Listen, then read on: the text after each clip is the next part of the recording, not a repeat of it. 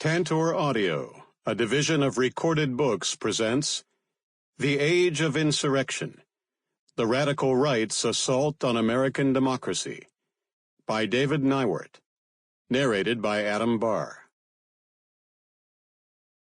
Preface. The Road to Sedition. On January 10th, 49 BCE, Gaius Julius Caesar, then governor of Cisalpine Gaul but on the cusp of being stripped of all power, ordered one of his legions to cross the Rubicon River, explicitly in defiance of the Roman Senate, which had ordered him to disband his army, which by law was not permitted within the borders of the Roman Republic. His action set off 4 years of civil war in Italy, culminating with the demise of the Republic, as Caesar assumed complete dictatorial control of the empire. On January 6, 2021, Donald Trump, on the verge of being officially unseated from the presidency, heeded the urgings of his most rabid supporters and crossed his own Rubicon. Speaking that day to a crowd of tens of thousands of supporters who had turned out to stop the steal of the 2020 presidential election, he falsely claimed that he had been cheated out of the presidency and urged them to march to the Capitol to protest the outcome. Now it is up to Congress to confront this egregious assault on our democracy. And after this, we're going to walk down, and I'll be there with you. We're going to walk down. We're going to walk down. Because you'll never take back our country with weakness. You have to show strength, and you have to be strong. We have come to demand that Congress do the right thing and only count the electors who have been lawfully slated. Lawfully slated. I know that everyone here will soon be marching over to the Capitol building to peacefully and patriotically make your voices heard. As he said these words, people in the crowd could be heard shouting, "Storm the Capitol! Invade the Capitol building! Let's take the Capitol! Let's take it! Take the Capitol!" As Trump wrapped things up, he concluded, "And we fight. We fight like hell. And if you don't fight like hell, you're not going to have a country anymore. So we're going to walk down Pennsylvania Avenue. I love Pennsylvania Avenue. And we're going to the Capitol, and we're going to try and give." The Democrats are hopeless. They never vote for anything, not even one vote. But we're going to try and give our Republicans, the weak ones, because the strong ones don't need any of our help. We're going to try and give them the kind of pride and boldness that they need to take back our country. So let's walk down Pennsylvania Avenue. Many of his supporters, in fact, were already at the Capitol at that moment, tussling with Capitol Police at the barricades. Thousands more surged in that direction. Trump, despite saying he would, did not join the march. He tried. As he entered the presidential limousine, he told his Secret Service detail to take him to the Capitol. He later told the Washington Post he tried to go there. "Secret Service said I couldn't go. I would have gone there in a minute."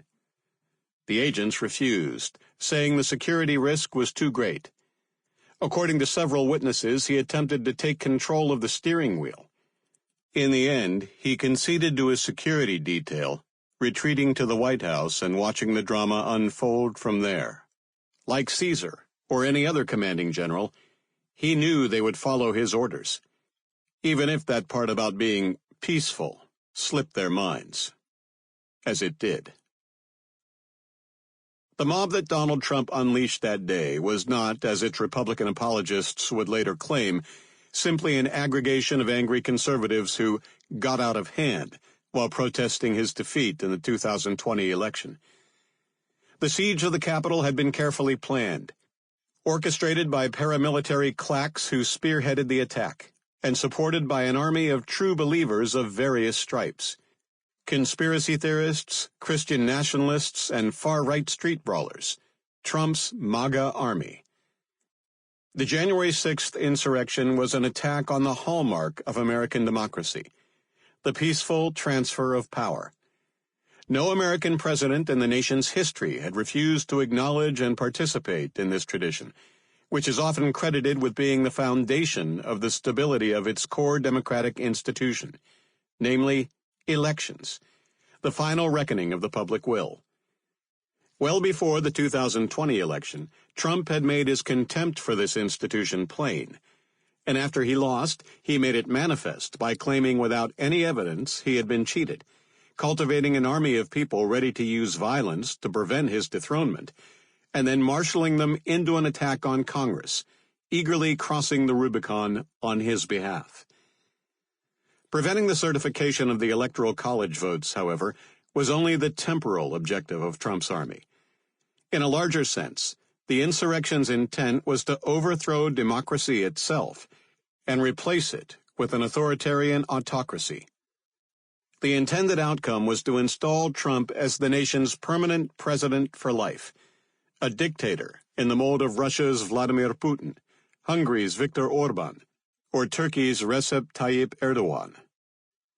In this respect, the tide of authoritarianism that swept over Washington, D.C. on January 6th was in fact only a manifestation of a much larger phenomenon, the global ascent of right-wing authoritarian rule. In addition to major players where authoritarianism has been in place for a generation or longer, like China and Russia, in nations around the world, from the Philippines to Italy to Brazil and numerous places in between, autocratic regimes not only have secured political power, but have worked to enact its spread globally. This spread has been enabled by a media, internet, and social media environment in which misinformation and disinformation that readily disrupts democratic discourse have become the ordinary state of things.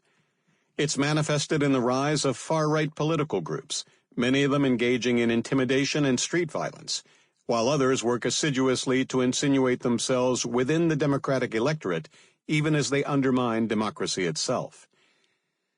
Around the globe, democracies have faced sustained campaigns, fomented both by interior forces and those from outside, in which far-right operatives and leaders undermine the rule of law, pervert elections, attack media freedom, and inflame discrimination against minorities and mistreatment of migrants. Nowhere have these attacks had a significant effect on pluralistic institutions than in the United States, long considered the world's leading exponent of democracy. There have been several powerful indicators of American decline.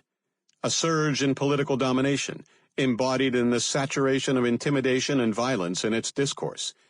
The worsening of long-standing discrimination against racial and ethnic minority groups, as well as recent policies on asylum and immigration, eroding their equal treatment under the law. And most particularly, the sudden and sharp decline in confidence in its elections, toxified by Trump and his fellow Republicans both before and after his defeat in 2020. But the United States is only one of many democracies under siege. In Hungary and Turkey, democratic institutions have already been replaced by autocratic rule. In other nations, like India, a theocratic and intolerant majority has despoiled the principles of pluralism and equal citizenship. In European nations like Germany, Sweden, and Italy, far-right political parties are ascendant and acquiring power and influence. In the latter case, the far-right's rise to power was led by a longtime neo-fascist named Giorgia Meloni, who won the prime minister's seat in Italy's September 2022 elections. For many observers, it was the final manifestation of the long process by which right-wing extremism has been mainstreamed in the West, and, for that matter, the world. This has been the realization of a long-term project to spread right-wing populist politics around the world by well-financed political operatives. Most recently, Stephen Bannon, the one-time Trump advisor who spent much of 2018 to 2020 traveling Europe, Australia, and dozens of other locales to coach politicians on how to spread their bigoted brand of politics. Among his protégés was Meloni. However, the most important figure in the spread of the global radical right is unquestionably Vladimir Putin. His authoritarian regime in Russia has been extraordinarily active in the past decade in spreading its influence throughout the world, primarily by undermining democratic rule in other countries, particularly in Europe and the United States, and encouraging and sponsoring right-wing extremist groups and politics.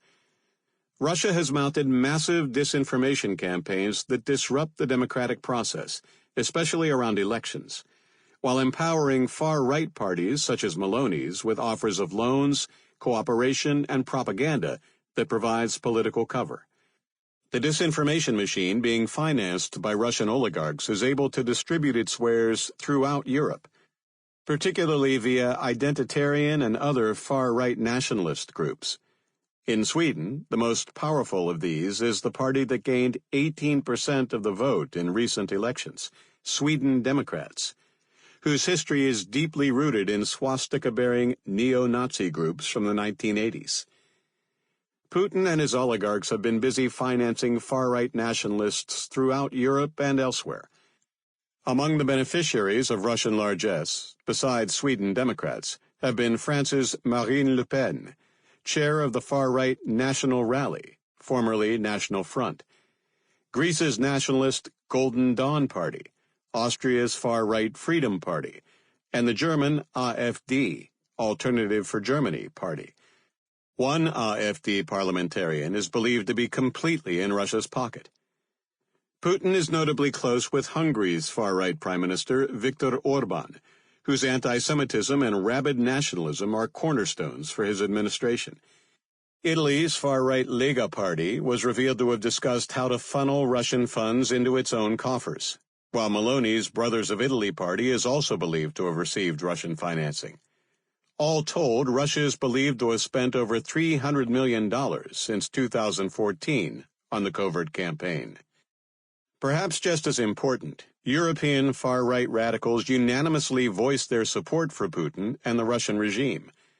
Similar fan-like support can also be found among American white nationalists. At one time, chants of "Russia is our friend" were commonly heard at alt-right street events.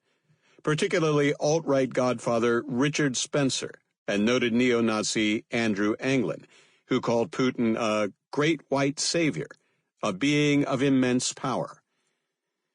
Likewise, Putin and his regime have cultivated ties with a wide range of American Christian nationalist groups, embodied by the World Congress of Families, WCF, an Illinois-based group that began developing a relationship with Russia and its oil oligarchs in 2014, and eventually grew from an obscure fundamentalist organization to a global operation holding Christian nationalist conferences in locations around the world.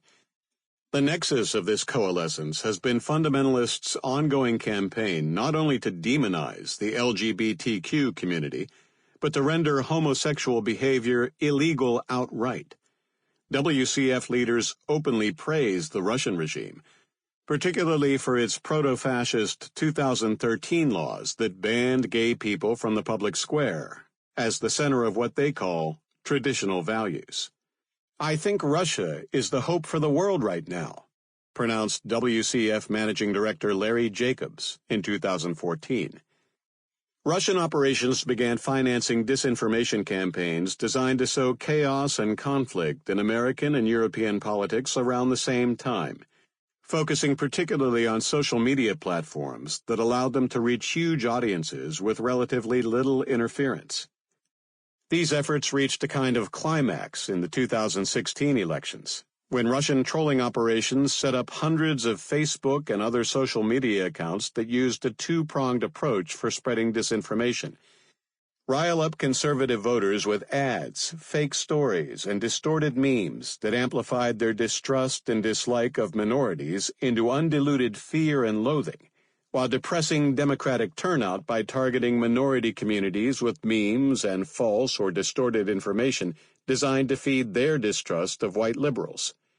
These efforts had the secondary effect of inspiring a wave of hate crimes that further spread the sense of minority disenfranchisement. These ads broadly sought to pit one American against another by exploiting faults in our society or race, ethnicity, sexual orientation, and other deeply cynical thoughts, observed Representative Adam Schiff, chair of the House Intelligence Committee. Americans should take away that the Russians perceive these divisions as vulnerabilities, and to a degree can be exploited by a sophisticated campaign. So while the significance of the ongoing Russian disinformation assault on American democracy should not be understated or ignored, and is in fact probably worthy of a book-length investigation, this is not that book. The fault lines and cracks in our democracy that are being exploited by Russia and its allied autocracies existed long before any of them began doing so, and had been deepening and widening for many years before 2014. If Putin's regime and his sphere of influence were to collapse overnight, those fissures and the resulting threat to American democracy would remain intact. Identifying and understanding those fissures in their current state is the necessary first step in being able to overcome them, to eventually defend and repair our democracy successfully. That is what this book intends. The first and most important step in that understanding entails coming to grips with the essence of the phenomenon with which the world, and the United States especially, now grapples: neo-fascism. That is, the revivified 21st century form of the authoritarian pathology that nearly destroyed the world 100 years ago. It is manifest on nearly every front now. In Russia's empowerment of explicitly fascist elements in its war on Ukraine, in the thinly disguised anti-Semitism embedded in the governments of his autocratic allies, like Hungary, in the fascist roots of ascendant right-wing elements in Europe, including the Sweden Democrats, Germany's AfD, and Brothers of Italy, and the spread of explicitly ethno-nationalist paramilitary street-fighting gangs, like the Proud Boys and Patriot Front, as well as generically nationalist Patriot militia groups, both in the United States and elsewhere. President Biden attempted to name this phenomenon in an August 2022 speech to the nation. It's not just Trump. It's the entire philosophy that underpins the, I'm going to say something, it's like semi-fascism, he said, in a speech that mainstream networks refused to broadcast live because they feared it was too political. Right-wing politicians and pundits leaped to defend their audiences, claiming Biden was demonizing half the nation, while libertarians and centrist liberals insisted that the characterization was a gross exaggeration.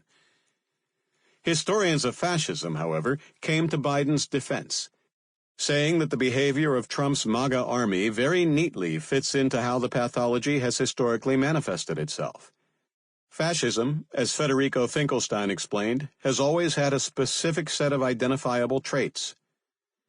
In historical terms, it was an ultranationalist, anti-liberal, and anti-Marxist politics. Its primary aim was to destroy democracy from within, to create a modern dictatorship from above. The state silenced the basic tenets of civil society, while eliminating the distinctions between the public and the private, or between the state and its citizens. Fascist regimes shut down the independent press and destroyed the rule of law. Columbia University historian Robert O. Paxton, in his 2004 book, The Anatomy of Fascism, defined fascism as a form of political behavior marked by obsessive preoccupation with community decline, humiliation, or victimhood, and by compensatory cults of unity, energy, and purity, in which a mass-based party of committed nationalist militants, working in uneasy but effective collaboration with traditional elites, abandons democratic liberties and pursues with redemptive violence, and without ethical or legal constraints, goals of internal cleansing and external expansion. Paxton identified 9 mobilizing passions of fascism. A sense of overwhelming crisis beyond the reach of any traditional solutions. The primacy of the group toward which one has duties superior to every right, whether universal or individual, and the subordination of the individual to it. The belief that one's group is a victim, a sentiment which justifies any action without legal or moral limits against the group's enemies, both internal and external. Dread of the group's decline under the corrosive effect of individualistic liberalism, class conflict, and alien influences. The need for closer integration of a purer community, by consent if possible, or by exclusionary violence if necessary. The need for authority by natural leaders, always male, culminating in a national chief who alone is capable of incarnating the group's destiny. The superiority of the leader's instincts over abstract and universal reason. The beauty of violence and the efficacy of will when they are devoted to the group's success. The right of the chosen people to dominate others without restraint from any kind of human or divine law, right being decided by the sole criterion of the group's prowess in a Darwinian struggle. The shock of recognition from the hard reality that all these traits are now plainly manifest in the MAGA army assembled by Trump has set off multiple waves of denial from the remnants of the Republican Party, who are loath to acknowledge that their politics have become infected with this pathology. After Biden's speech, some angrily accused Democrats of projecting their own supposedly authoritarian traits onto their political opponents. Many compared it to Hillary Clinton's infamously distorted 2016 remarks calling the same people a basket of deplorables, again mischaracterizing the speech's content to claim that Biden was describing all Republicans thus. Others claim that even using the term fascism was inappropriate, contending that the word really only describes a phenomenon that arose in early 20th century Europe in certain nations. Washington Post columnist Henry Olsen complained that Biden's calumny is nonetheless inaccurate and inflammatory, claiming without evidence, MAGA politicians usually argue that America's liberal tradition is under attack and needs to be saved, not that it is the root of all evil. Olsen clearly slept through the previous decade, in which right-wing pundits regularly penned bestsellers denouncing liberals as innately evil, and in which far-right MAGA pundits like Alex Jones routinely described Democrats as demonic. In reality, scholars of fascism have long recognized that it is a highly adaptive and mutative phenomenon that can arise in any nation where democratic institutions have been attacked and degraded, and that, indeed, it has only arisen in nations that had been previously democratic.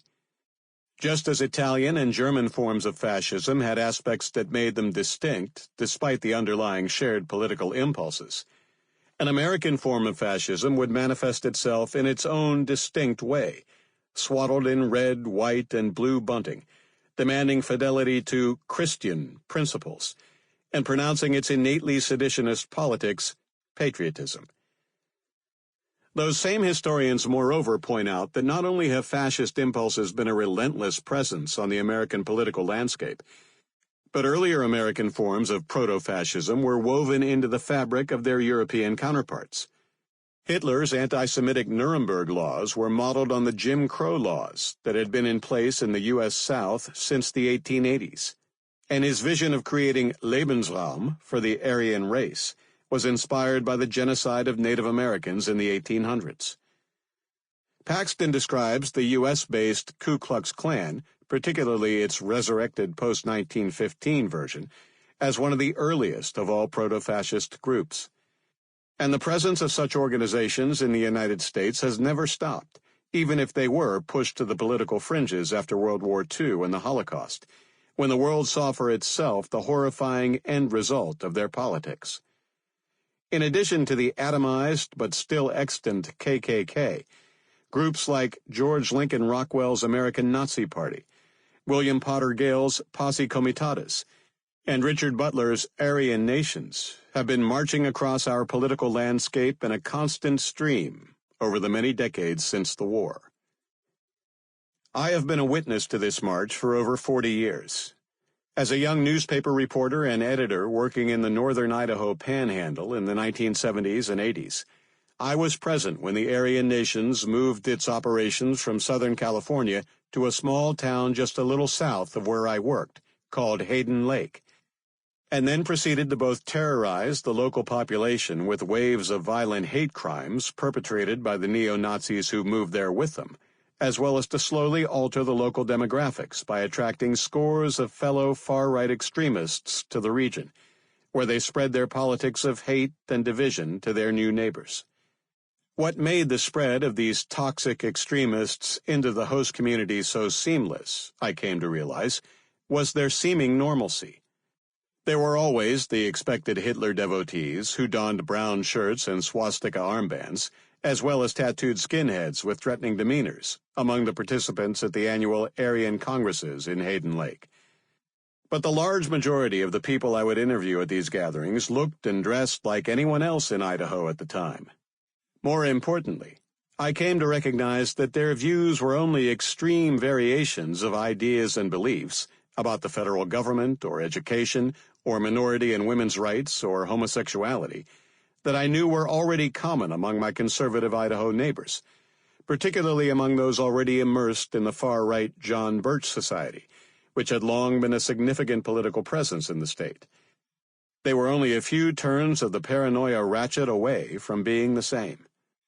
The beliefs practiced at the Aryan nations, whose official name was the Church of Jesus Christ Christian, are those of a racist sect called Christian Identity.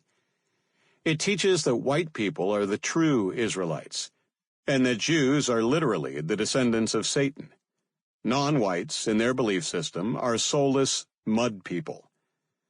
And its adherents preach that America, including its government, is in the grip of a satanic cabal that uses abortion as a kind of sacrifice to the devil. But in the context of recruitment, believers frequently muted their more bigoted beliefs and emphasized their hatred of modern secular society. A number of people were attracted to the Aryan nations less for their open bigotry than for their shared white-hot hatred of decadent liberal democracy and the U.S. government.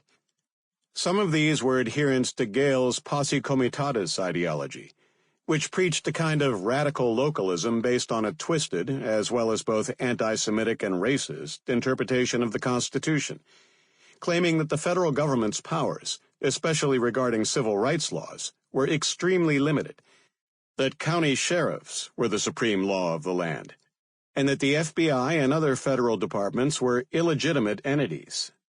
Others were people who had deeply held apocalyptic religious beliefs and considered the government a tool of the devil. Randy Weaver and his family, hyper-religious transplants from Iowa who sought refuge in the deep forested hills of the Idaho Panhandle, were just such eventual converts. Weaver subsequently became embroiled in a criminal investigation into the gun-running activities of another family they met at Hayden Lake, and ended up in 1992 engaging the FBI in an armed standoff at his home on Ruby Ridge, in which his wife, Vicky, and son, Sammy, were killed. It fit the long tradition I had witnessed, in which converts' absolute devotion to extremist beliefs only ended in tragedy and misery for everyone involved. That incident inflamed the radical right and spurred its leaders to action. Less than 2 months later in Colorado, a collection of white supremacists, gun rights extremists, neo-Nazis, and Klansmen convened to discuss setting aside doctrinal differences and focusing on creating an armed response to federal tyranny. The end result was what became broadly known as the militia movement, although its own adherents, some of whom didn't join militias but instead pursued constitutionalist legal theories, declaring themselves sovereign citizens immune from federal and state laws, called it the Patriot movement. After the misbegotten 1993 federal standoff at the Branch Davidian Church near Waco, Texas, in which 76 people were killed when the cult leader set the building afire, the idea began to spread like wildfire. I began reporting on their organizing activities in the Pacific and inland Northwest as a subject for my nascent freelance work. I chose to begin writing about them partly as a practical matter. My experience told me that if I wanted to tackle a subject that would produce a steady stream of news stories, right-wing extremism was an excellent bet, since over my years of reporting and editing, it was an endless wellspring of human misery, social disruption, and frightening violence, the kind of behavior that always makes news. After a young patriot named Timothy McVeigh, out for revenge for the Ruby Ridge and Waco incidents, set off a truck bomb outside the federal building in Oklahoma City in April 1995, killing 168 and maiming hundreds more, it became clear to me that the movement was toxically dangerous, an existential threat not just to innocent people in its vicinity, but to democracy itself. The fascist beliefs and attitudes that informed the founding of the Patriot movement were not merely strands woven into its mainstream friendly facade, but the foundational blocks hiding beneath their jingoistic enterprise. What was striking... Sample complete. Ready to continue?